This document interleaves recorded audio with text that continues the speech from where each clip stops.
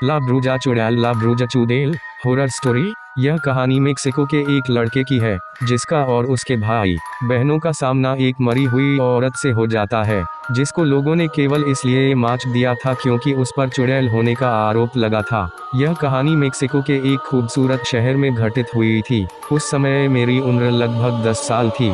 मेरे परिवार ने मेक्सिको में मेरी माँ के होम टाउन में छुट्टियाँ मनाने की योजना बनाई। हम मिसौरी में रहते हैं और हमने उस जगह तक ड्राइव करने का फैसला किया, इसलिए हमारे पास लगभग 2 दिन की यात्रा करने का समय था। मतलब उस जगह तक पहुंचने के लिए हमें 2 दिन तक ड्राइव करना था। जब तक हम टेक्सास और मेक्सिको की सीमा तक नहीं पहुंचे तब तक सब कुछ ठीक था। हमने देखा कि माँ सो रही है और ऐसा लग रहा था जैसे वह बुरा सपना देख रही हो। वह चिल्लाने लगी, नहीं नहीं, मुझे मत छोड़ो, मेरे परिवार को अकेला छोड़ दो। फिर वह जाग गए। हमने उनसे पूछा कि क्या हुआ। उन्होंने कहा कि उन्होंने सपना देखा। उन्होंने देखा कि जैसे ही हम सीमा पार कर रहे थे, मेक्सिको की सभी मरी आत्माएं कार को घेरने लगीं और उन आत्माओं ने मेरी माँ और हम सभी लोगों को अपने हाथों में जकड़ लिया और कार को घेर लिया। माँ ने कहा कि वे सैकड़ों आत्माएं थी और वे हमें अंदर आने से रोकने की कोशिश कर रही थी। अजीब बात यह थी कि वे बॉर्डर पर होने के बारे में सपना देख रही थी, पर वास्तव में हम बॉर्डर पर ही थे। उन्हें यह कैसे पता, वो तो सो रही थी। लगभग 8 घंटे बाद हम उनके होम टाउन एरियो डे रेयन एरियो दी रेयन मिचोकन मेक्सिको में पहुंच गए थे। मुझे उस यात्रा के बारे में बहुत कुछ याद नहीं है, लेकिन मुझे वह दिन याद है कि जिस दिन हम जंगल में टहलने गए थे। वह एक सामान्य दिन था और मैंने और मेरे भाई और बहनों ने फैसला किया कि हमें कुछ नहीं करना है। दोपहर का खाना बनाने के लिए सभी बुजुर्ग इकट्ठे हुए।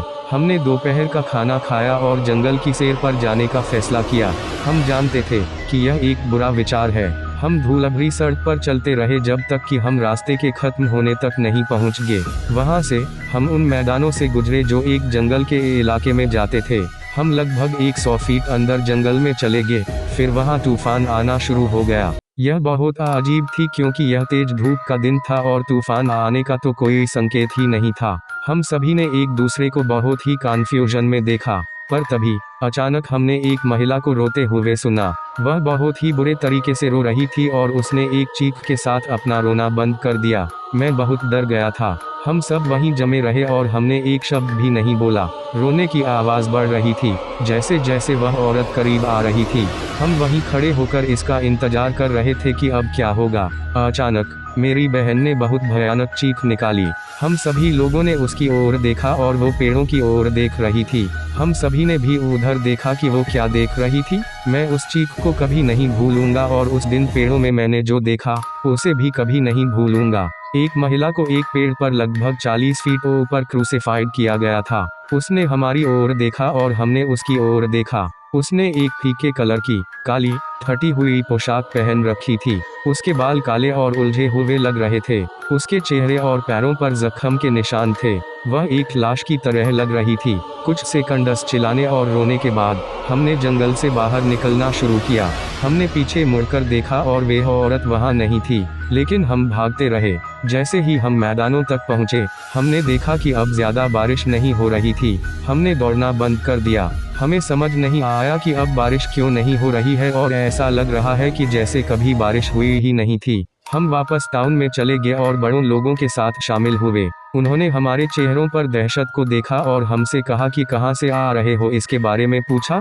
हमने उन्हें हमारी कहानी बताई और हमें आश्चर्य हुआ कि उन्होंने हमारा विश्वास भी कर लिया। हम कहानी सुनाते हुए रोए और फिर बड़ों का स्पष्टीकरण सुनने के लिए बैठ गए। उन्होंने बताया कि लगभग 100 साल पहले एक महिला थी जिस पर ग्रजेरिया यानी कि एक चुड़ैल होने का आरोप लगाया गया था। उसकी हत्या कस्बे वासियों ने की थी। उसकी हत्या से पहले जब वह सड़कों पर घुमा करती थी तो लोग अक्सर उस पर चीजें फेंकते थे। कुछ उस पर अक्सर क्रॉस फेंकते थे। मेरी दादी ने कहा कि कुछ ऐसे लोग हैं जो उसे जंगल में देखने का दावा करते हैं, लेकिन ज्यादातर दावे बच्चों के द्वारा किए गए थे।